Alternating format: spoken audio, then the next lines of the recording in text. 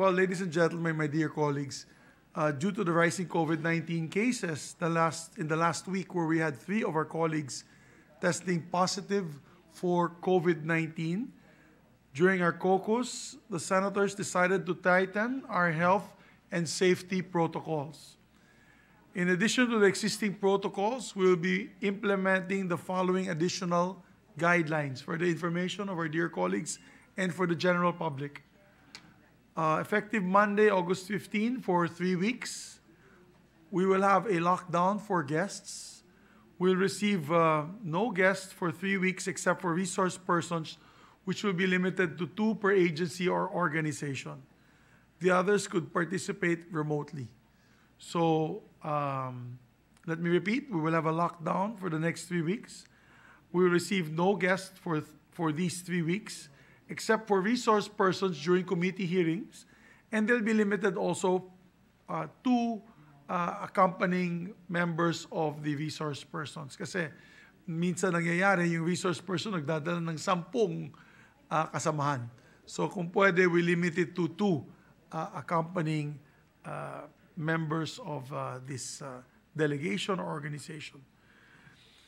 Number 2, the resource person should present a negative RT-PCR test result with QR code taken within 24 hours of your meeting in the Senate, or an antigen, a negative antigen test within 12 hours, within the day, from any DOH accredited facility. Self-administered antigen test results without any valid certification shall not be accepted. For the committee hearings, each senator may be assisted with 2 members of his or her staff, except for the chairperson of the committee, who will obviously need a bit more staff to assist. For session duties, we will retain the 2 staff per senator rule. We don't want to happen what had happened the previous Monday and the previous weeks, where the whole plenary was full of staff, Your Honors. And so we will appeal to our colleagues, and it was the agreement during the caucus that we will only have 2 staff per senator rule for the plenary. And for the elevators, we shall implement a strict 5-person limitation rule on the elevators, so that hindi po tayo magkaroon ng yung pagsisikip sa loob ng elevator. So those were the things that we discussed, Majority Floor Leader, and we beg the indulgence of the general public. It's just kung hindi po natamaan mga senador, ang masama dito ay sunod-sunod po ang pagtama sa ating mga kasamahan sa Senado, and we just want to be safe. We have members with comorbidities. We have staff with comorbidities, and according to the DOH and Okta research, according to them, the cases will peak in the next 2 weeks. So maybe we can give ourselves a bit of a safety net for the next 3 weeks, at least here in the Senate. Majority Leader, I believe our distinguished colleague from Taguig and Pateros would like to recognize. Mr. President, I move that she be recognized, Mr. President.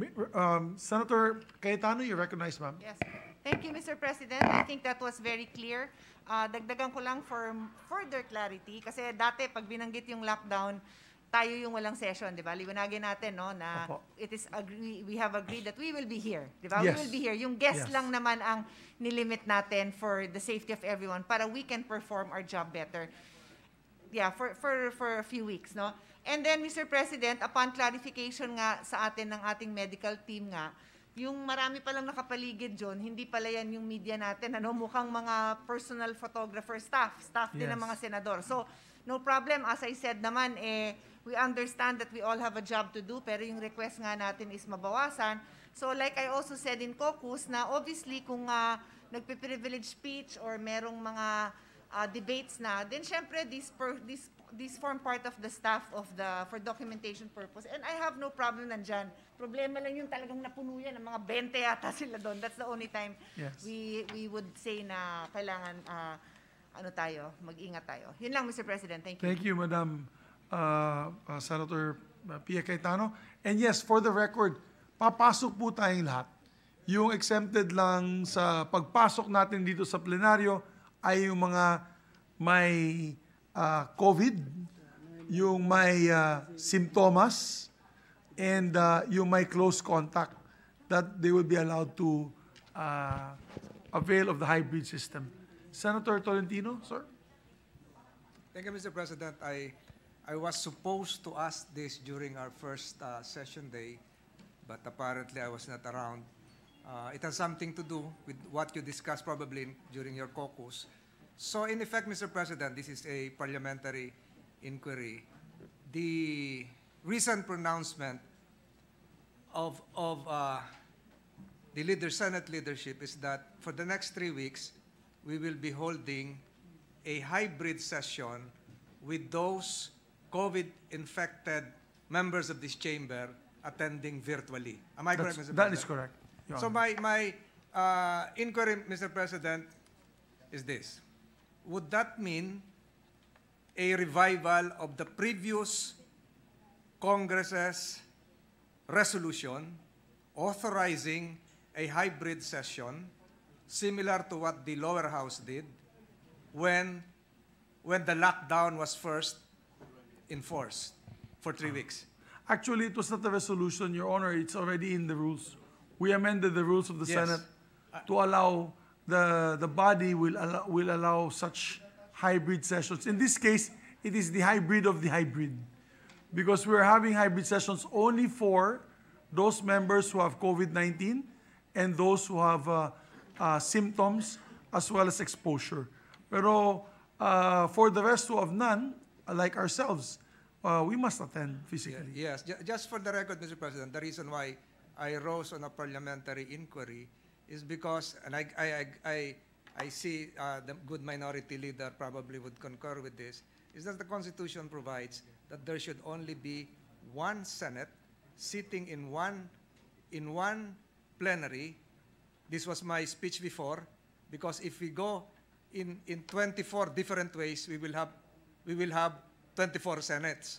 So, Mr. President, my inquiry again is that we are not reinstating the old rule, but we are having a hybrid of the hybrid.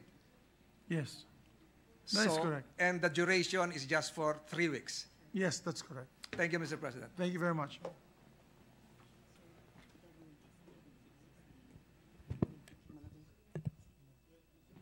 Mr. President, the minority leader is seeking the floor. I move that he be recognized. Senator Coco himself. Yes, our distinguished So that minority floor leader. we will really be clear about this. The holding of a hybrid session is authorized by our rules. Is that correct, Mr. President? Will Yes, under Section 40.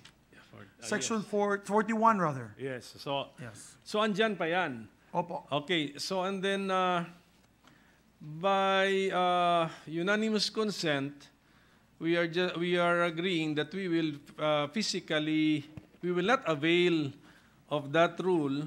That is correct. We suspended the rule. No, not suspended the rule. Yes. Yeah, Yes, Mr. President. So it is there. The rule is there.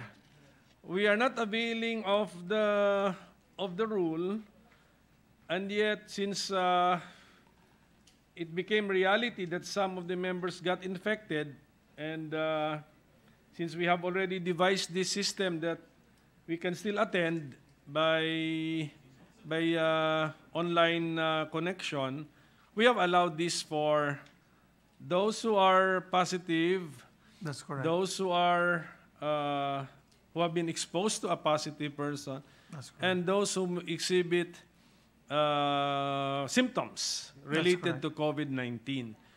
And this is not only for the 3 weeks. No, not only for the 3 weeks. Yes, so yun po yung, That's correct. so yun po yung klaro. It will always be there. Yes, sir. Once na pumasok po tayo sa ganun. We just have a heightened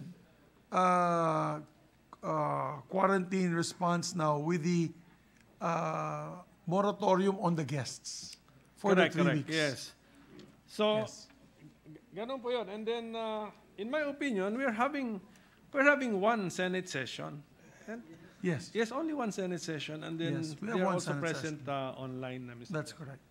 So, Mr. President, if I may be recognized again, Yes, Senator Tolentino is just recognized. to respond to the implied query of the good minority leader, my original parliamentary inquiry would refer to the previous Congress's resolution that we go on a hybrid in consultation with the House. So, Mr. President, was the recent decision pronounced by the Senate leadership today done in consultation with the House? It's not necessary, Your Honor.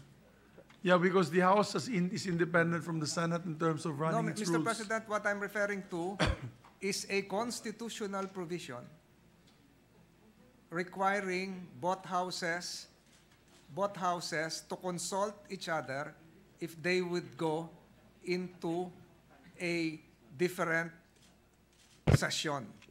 If they will not hold their session in their current session halls, would the virtual session amount to a compliance or non-compliance with that constitutional provision? With my discussions with the Secretariat, we are one Senate conducting one session with some members participating online. So Yes. we are conducting one session. We're compliant to the Constitution. That's my inquiry, Mr. President. Yes.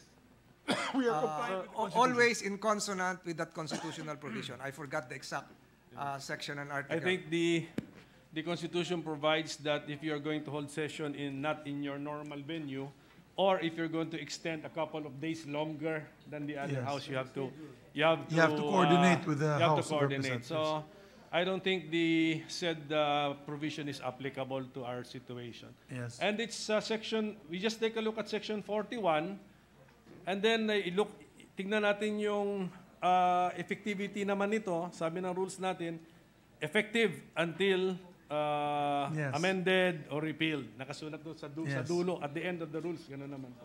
Yes. So it's here. So klaro, the legal basis is section 41. It still is in force because sabi natin sa rules natin, once effective, always effective unless repealed and or amended. Yes. Subject again, Mr. President, to your 3-week duration. No, actually, the Rule 41, Section 41 of our rules is already part and parcel of our rules. So the So- 3-week period pronounced earlier The is not 3-week period is self-executory. a There is special no need to- period for the Visitors lang yan. visitors only. visitors. Yes. Thank you, Mr. President. Thank you very much, Your Honor. The good minority leader became the majority leader in clarifying all of this. Well, just want to put on record, Mr. President, that we are not changing the rules. It's still here. It's still the same. And the outcome of the caucus is just to limit the guests here Yes. inside the plenary session. Yes.